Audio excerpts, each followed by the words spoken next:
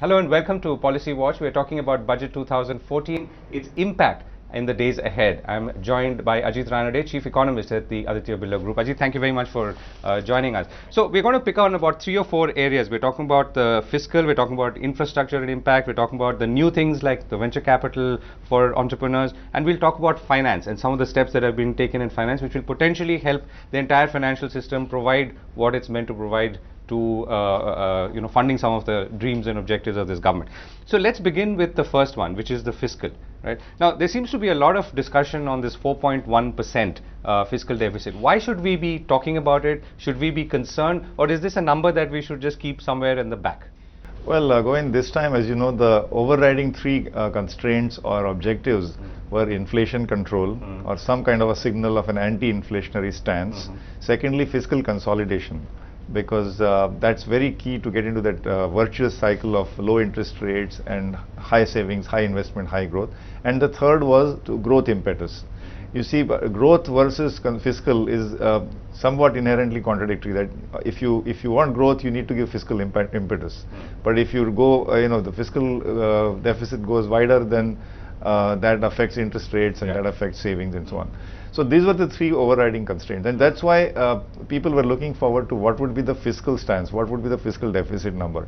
Back in February, when the interim budget was presented, the number was 4.1%, and even the opposition criticized, the then opposition, the BJP-led opposition, said that that number was not realistic, that not credible and somewhat rosy because of various committed obligations. And in fact, as you know, there were also criticism that capital spending was sharply cut to meet that 4.1 number, and some spending was actually postponed. So with that background, number that was squeezed out of government finances. So with that background, I think this time most people were expecting the finance minister to present a budget, and they were going to be forgiving in case he said that the interim number of 4.1 was very tight, unreasonable. Therefore, I am proposing, say, 4.3 or 4.5. But as you know, he could not have exceeded too much, because then you run into an inflationary stance.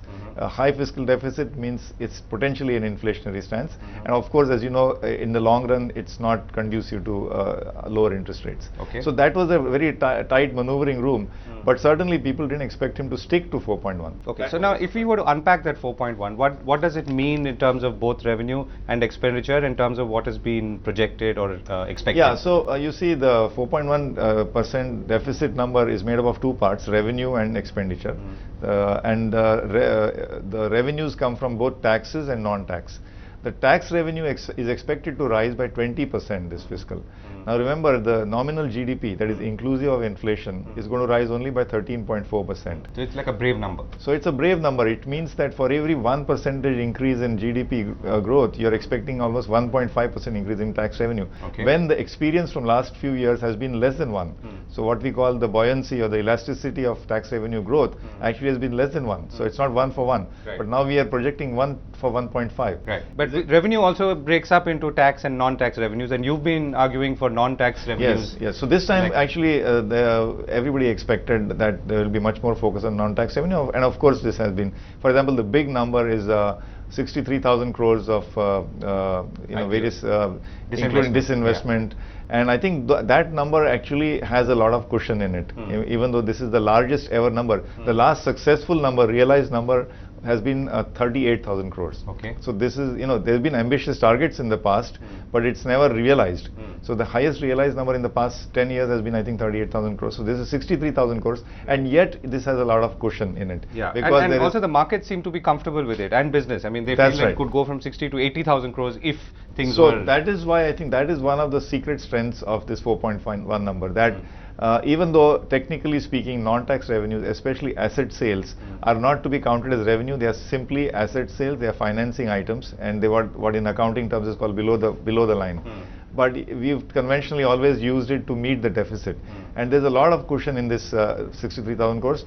One big number, as you know, is the spectrum auction, which has been underprovided for, I think, especially if the defense spectrum comes on the table for auctioning. It's very precious.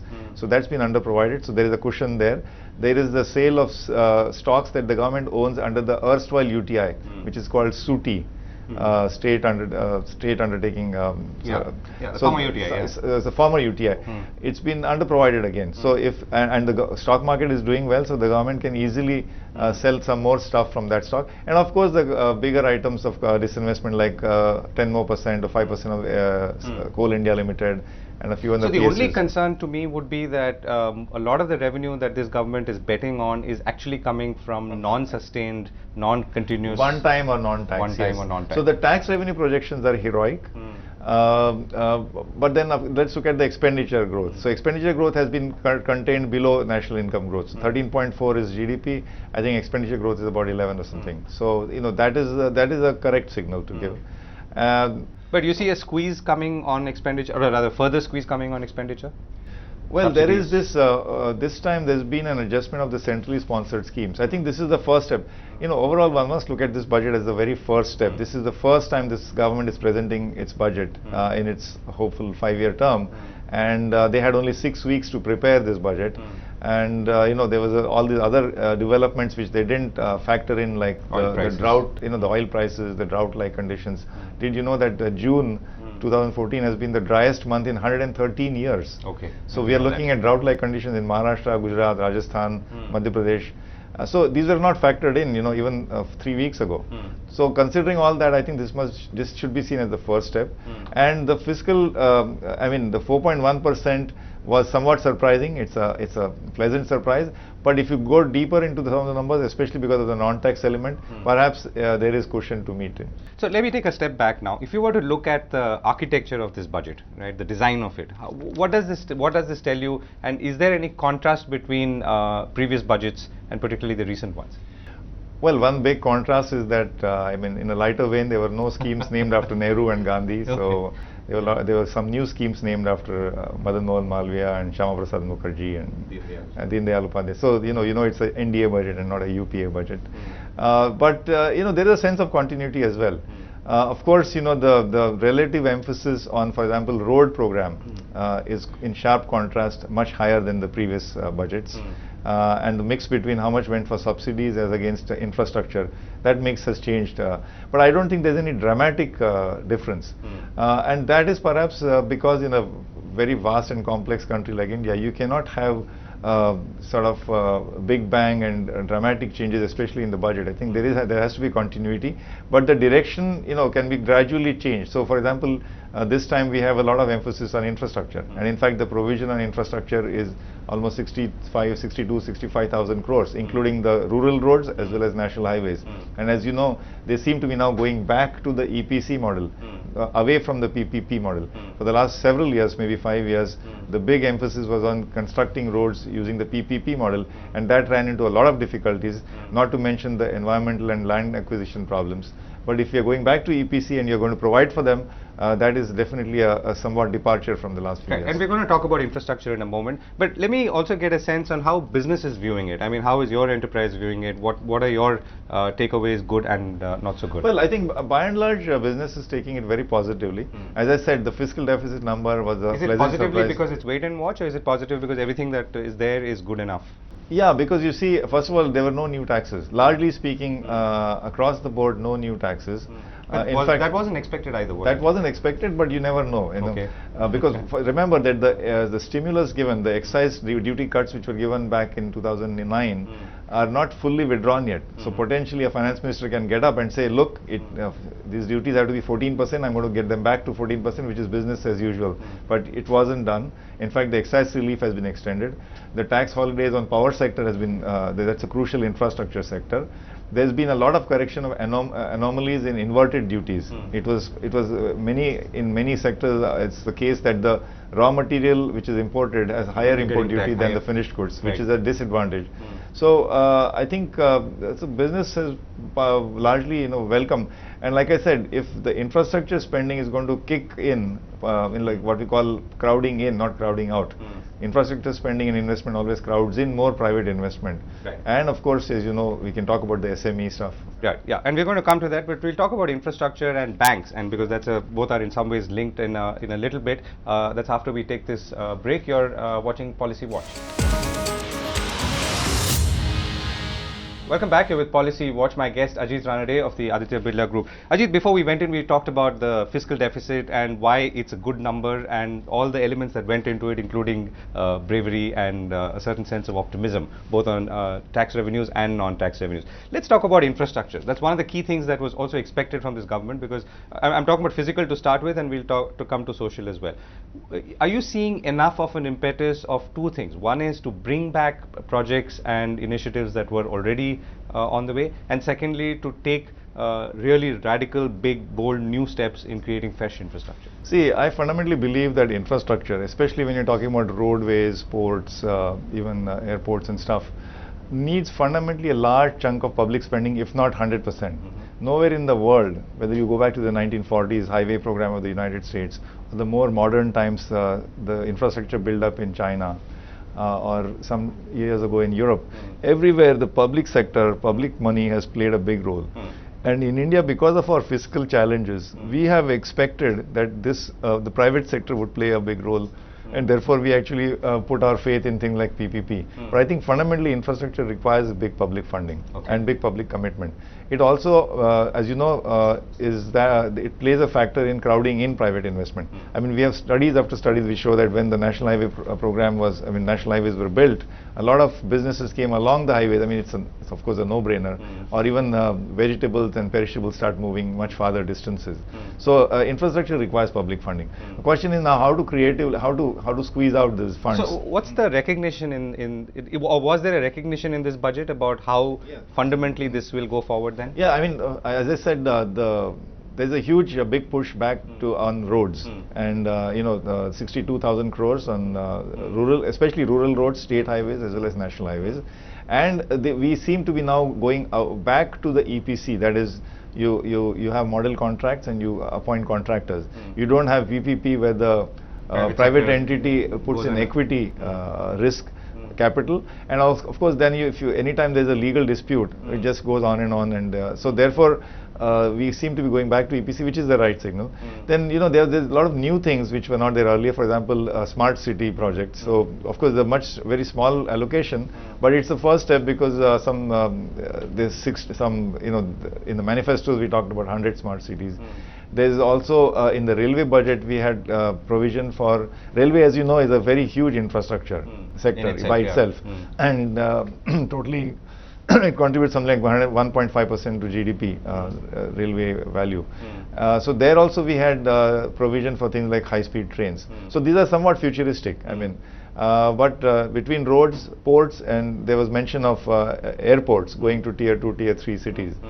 So these, it clearly shows that we are going back to the infrastructure focus. Right. And if you were to come back to some of the original starting points for this budget, or for this government for that matter, which is that growth was slowing down, needs to pick up, inflation needs to be addressed, jobs need to be created.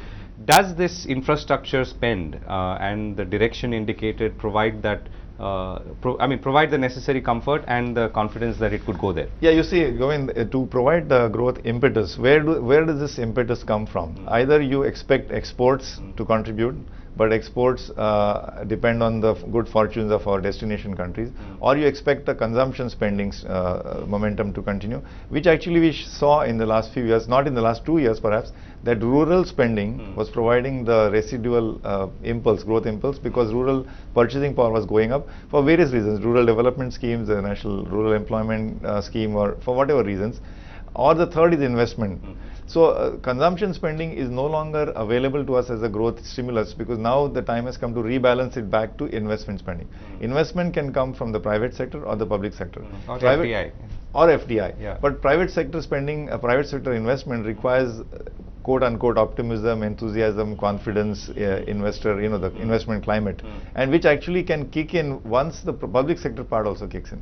So I think it was inevitable that we needed to come back to public sector-led investment spending, and the focus on infrastructure is the starting point. Obviously, it has to be infrastructure sector. Right. As you know, so you're saying there's the multiplier effect is worth more than the physical, actual money that goes in and where. And our target is to eventually reach. I mean, earlier we used to talk about 9% of GDP. We are nowhere there. We are not even halfway there. So infrastructure is a huge, I mean, the railways said that their cumulative backlog of investment is 14 lakh crores. They can barely provide for 15,000 crores, I think, annually out of their own surplus. So our backlog in infrastructure, whichever way you look at it, is huge. So whether we start with roads or with urban renewal or with transportation or with airports or ports, or waterways, everything is going to have a kick. Right. Okay, so we talked about SADC, so let's kind of quickly touch upon Bijli and Pani. So Bijli, of course, there was a direct reference. You talked about electrification for all villages. And is that, I mean, again, where is this going to come from? Power sector projects, tax holiday extended by 3 years, okay? The new experiment with separating power feeder lines. Gujarat has had success where the power. What does the tax holiday really mean for? No, it means that if you can start and commission the project in the next 3 years, you will have the infrastructure tax holiday which was available till last year. In a way, it's an incentive to get going and yes, of course, investment. And a lot of delays have happened because of fuel linkage. So perhaps, hopefully, if that's sorted out, there's also a lot of mention of the coal sector. Right. I mean, which is also indirectly connected with infrastructure because through power. Of course, there was not enough mention, I think, of what to do with the electricity sector in terms of their balance sheet, which most of them are state electricity boards, and a lot of the good projects can come up, but if they don't have paying customers, which are electricity boards, it's again going to be a difficult, it's going to be a challenge. So there is not enough in the budget, at least.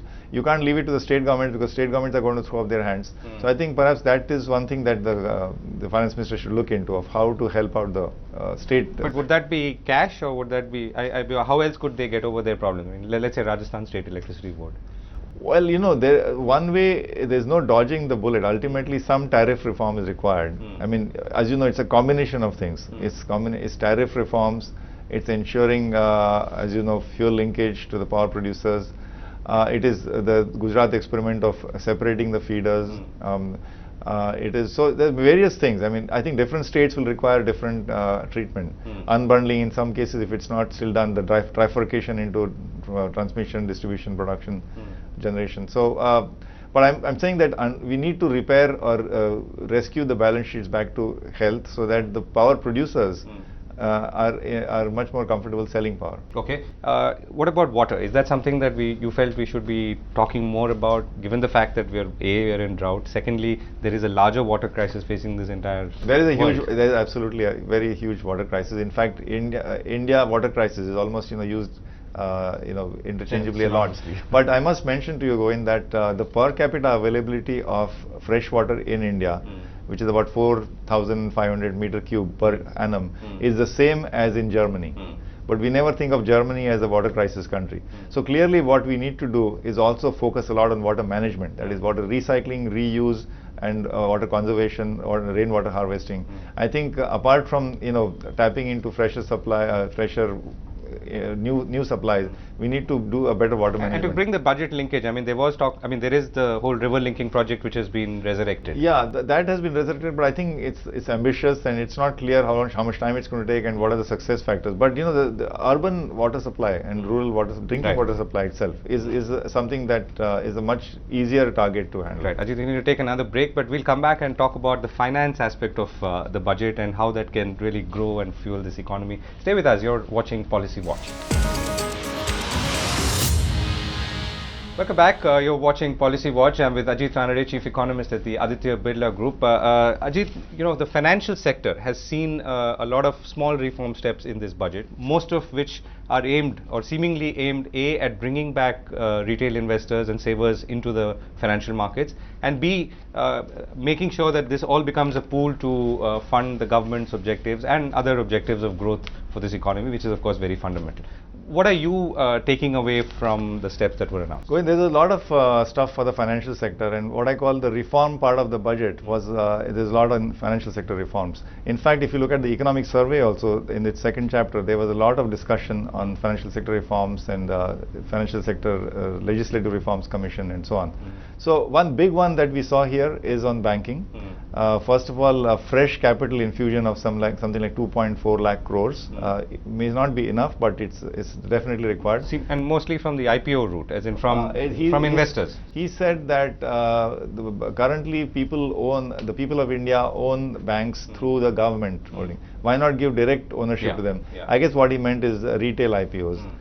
So that is going to happen. The other big one was that the banks have now been given relief from the obligation of SLR or from the obligation of having to buy government bonds if they're going to use those funds, if they are long-term funds to be used in infrastructure.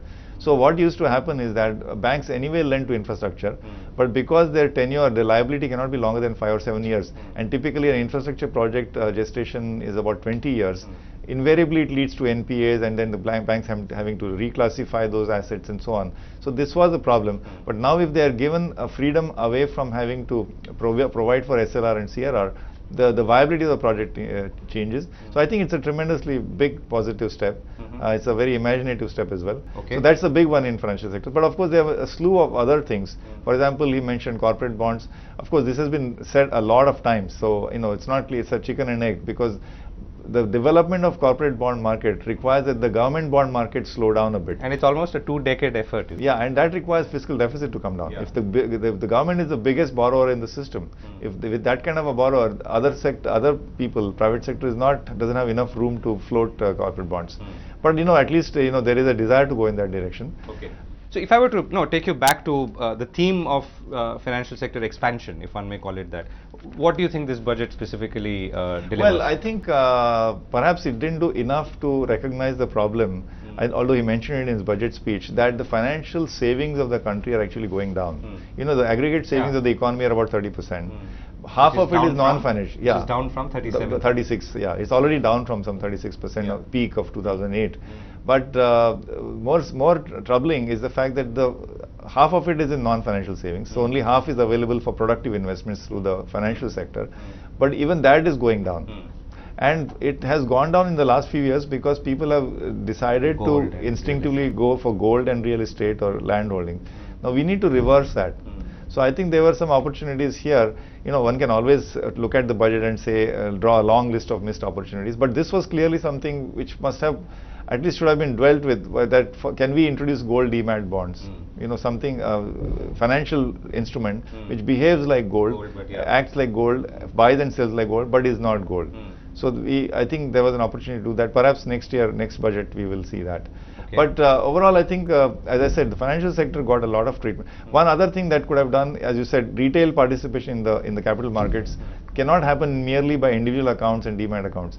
The big participation can come through pension funds, long-term contractual funds which have individual accounts. If they can participate in capital and stock market, that's the way retail investors and savers can come into the stock market.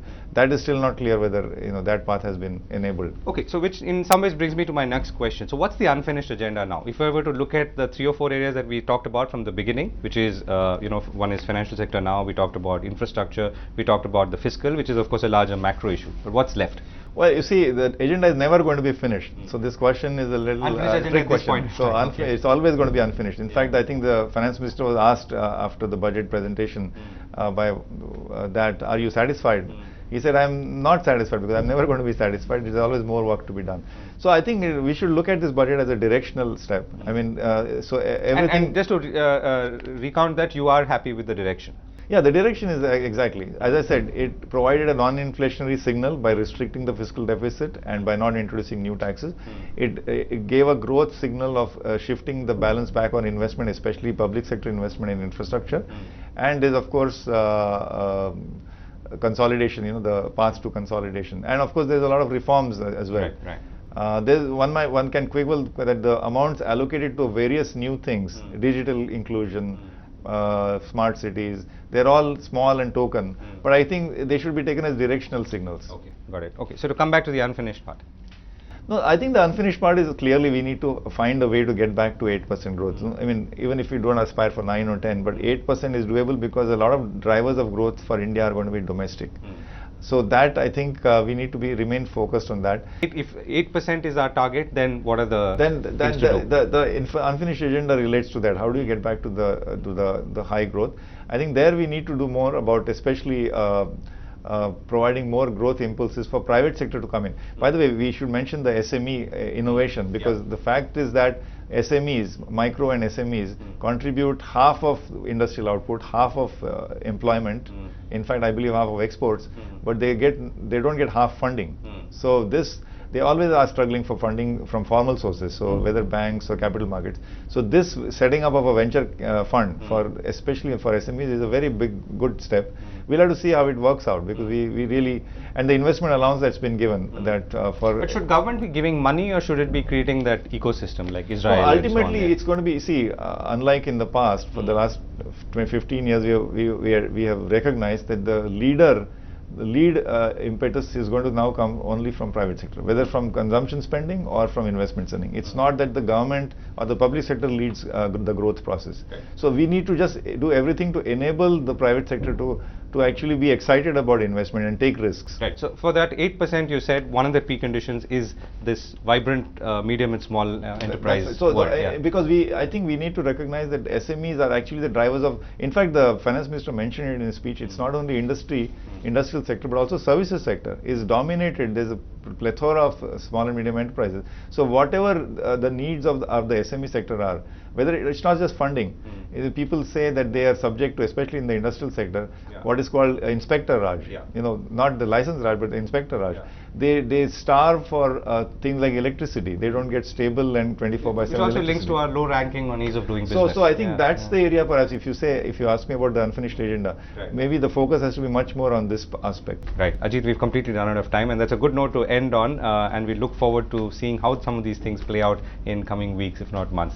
That's all we have time on Policy Watch. See you next week, same time. Thanks for watching.